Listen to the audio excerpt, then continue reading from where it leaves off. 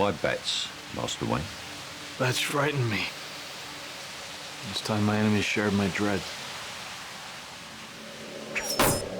I first became interested in taking on Batman when I heard that Warner Brothers was looking to renew and reinvent the franchise. I'd made my last film at Warner Brothers, so I was able to go to them and explain to them the way I saw the Batman franchise being interestingly reinvented. From the beginning, my interest was in taking on a superhero story but treating it in a realistic fashion. I've always been a big fan of the character, but I am by no means any kind of comic book expert. I felt I needed a writer on the project who really knew the character inside out, really knew the comic world. Chris's agent rang me up one day. I'd always wanted to write a Batman movie. I remember telling my mother when I was a kid that I was going to go to Hollywood one day and do a Batman film. And in a way, I'd been waiting my whole life for this call. David, unfortunately at that time, said he couldn't possibly write the script because he only had 8 or 9 weeks until he was going to go off to direct. I said, if I did do it, this is what I would do, and you can just have my ideas for free. And I talked for about an hour and spitballed a large amount of what the film is. And Chris said, wow, that sounds great. He went away again for a few more days. I got a call again saying, you have to do this, you have to do this.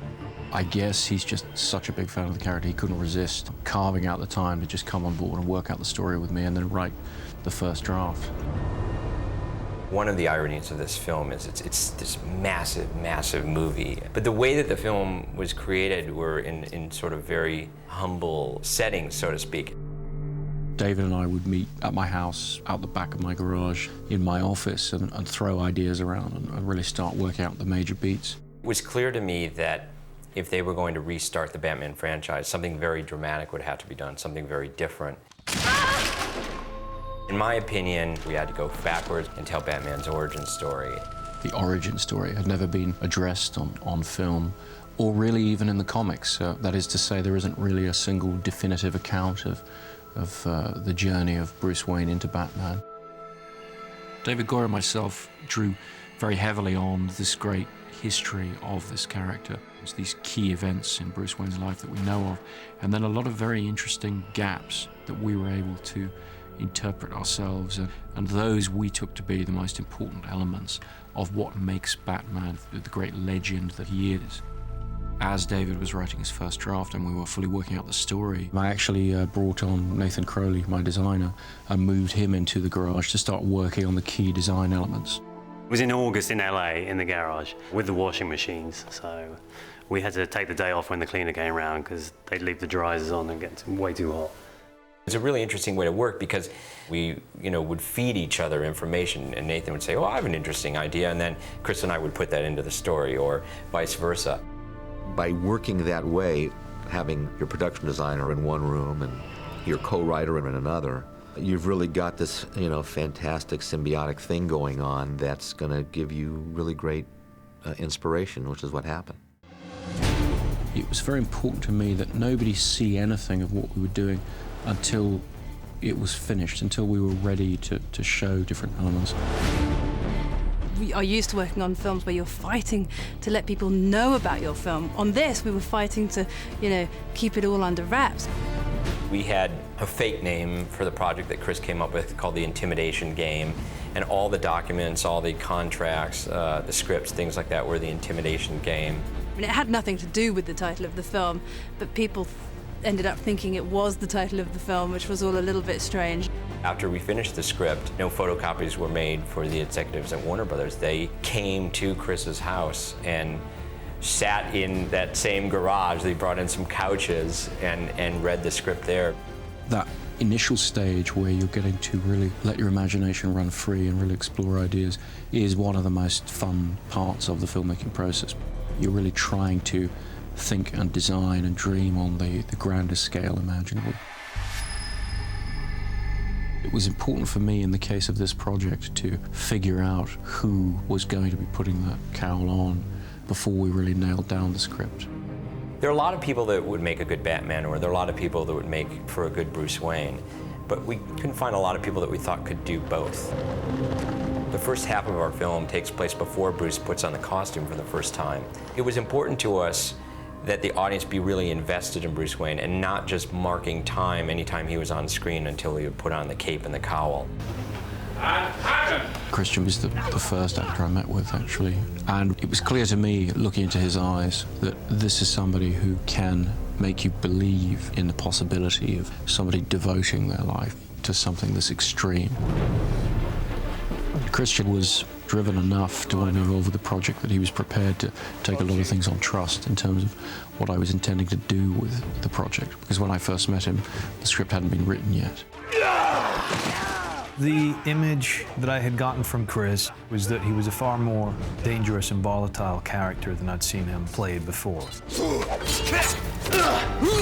Christian had a very controlled and specific approach to how he wanted to portray the aggression of this character, the animal-like quality. He talked a lot about having Batman crouching in the shadows, and he's constantly sort of crouched on railings or the sides of buildings, very much the way he is in the comics. You just couldn't pull it off properly unless you became a beast when you were inside of that suit. When I first met Christian, he was extraordinarily thin, having lost an enormous amount of weight for The Machinist, which he was about to go off and shoot. He did call me and say, well, you know, how do you look right now? You know, like, how am I gonna seriously be able to suggest to Warner Brothers that you could play Batman ever if, you know, you're that skinny? He then proceeded to put on a lot of weight in muscle terms and really try and bulk up, because I had impressed upon him the idea that for Bruce Wayne to really fill that suit, he was going to have to be very, very large. I was just stuffing my face all day long and lifting heavy weights and eating more, and eventually went up to like 220 pounds. I hadn't met Christian, and I was expecting to meet this bag of bones. And I went, oh my God. I just listened to what he said about get as big as you possibly can. So that's what I did, you know?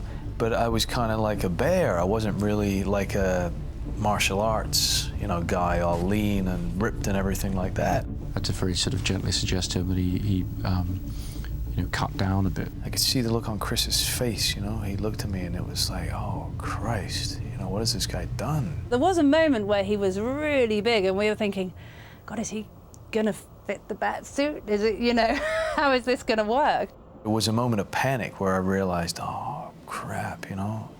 I took Chris at his exact word about get as big as you can, but he didn't really think I was gonna get that big.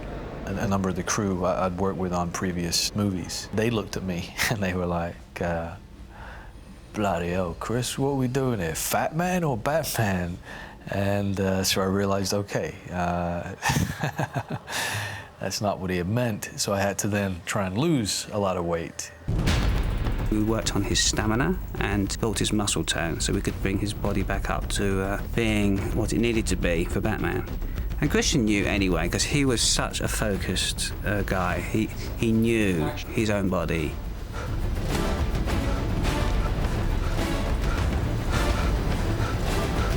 Very nice. Christian showed extraordinary levels of self-discipline and dedication to the role to be able to do that. A lot of actors, when you start working with them, they'll say they're going to lose a bit of weight for the part or whatever, and the wardrobe people will kind of roll their eyes and go, yeah, sure, because they very often don't.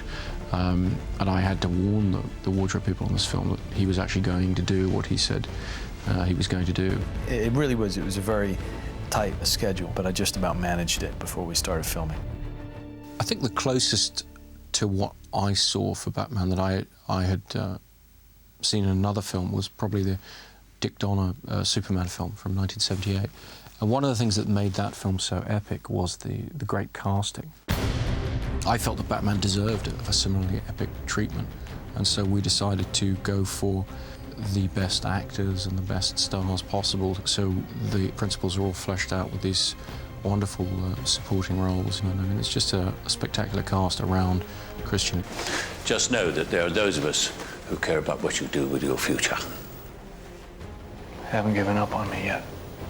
Never. It's essential that Alfred is a credible father figure because he is the person who raises Bruce Wayne. In the Civil War, your great-great-grandfather was involved in the Underground Railroad, secretly transporting freed slaves to the north. And I suspect he found these cabins handy. Casting Michael Caine in this role allows us to create a really wonderfully rounded character who really can be a true father, surrogate father to Bruce Wayne. I will go back to Gotham and I will fight men like this, but I will not become an executioner. Bruce, please. For your own sake, there is no turning back.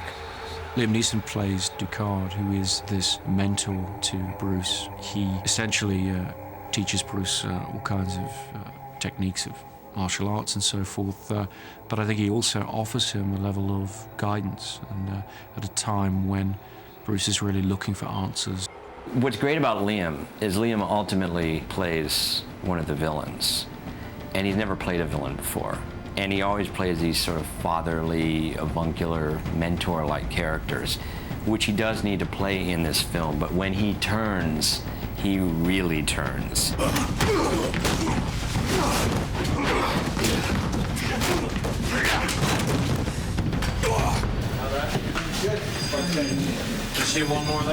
We first talked about the character of Lucius Fox.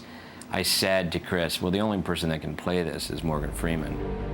We felt it was important to connect Bruce's assembling of the tools to become Batman, and Lucius Fox helps him in his quest to become Batman without ever knowing exactly what Bruce's quest is. Look, Mr. Fox. Yes, sir. If you're uncomfortable... Mr. Wayne, if you don't want to tell me exactly what you're doing when I'm asked, I don't have to lie. But don't think of me as an idiot. Fair enough. He knows there's something going on, but there's a sort of interesting unspoken understanding between the two men.